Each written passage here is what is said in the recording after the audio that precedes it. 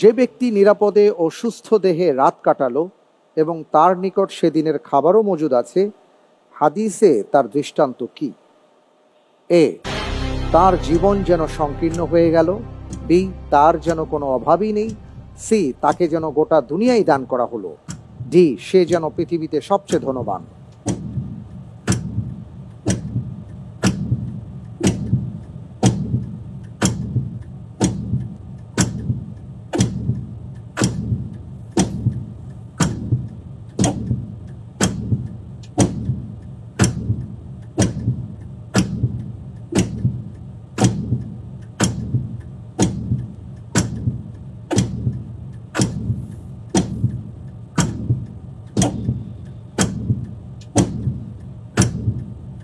আলহামদুলিল্লাহ, ইতিমাদান আল্লাহ, আমি উত্তর হিসাবে বেছে নিচ্ছি ডি, সে যেন পৃথিবীতে সবচেয়ে ধনবান।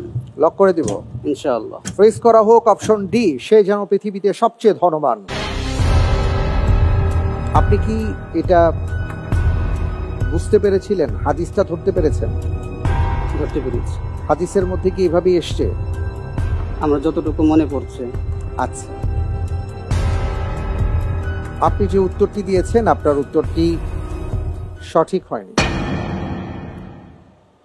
ওবায়দুল্লাহ ইবনে মিহসান আল আনসারী রাদিয়াল্লাহু তাআলা আনহু থেকে বর্ণিত, তিনি বলেন রাসূল সাল্লাল্লাহু আলাইহি ওয়াসাল্লাম বলেছেন, মান আসবাহা আমিনান ফি সারিবিহি মুআফান ফি জাসাদিহি ইনদাহু তুআমু ইয়াউমিহি ফাকাআন্নামা হাইজাত লাহু দুনিয়া।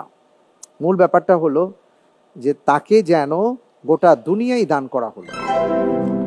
সঠিক উত্তর ছিল অপশন সি।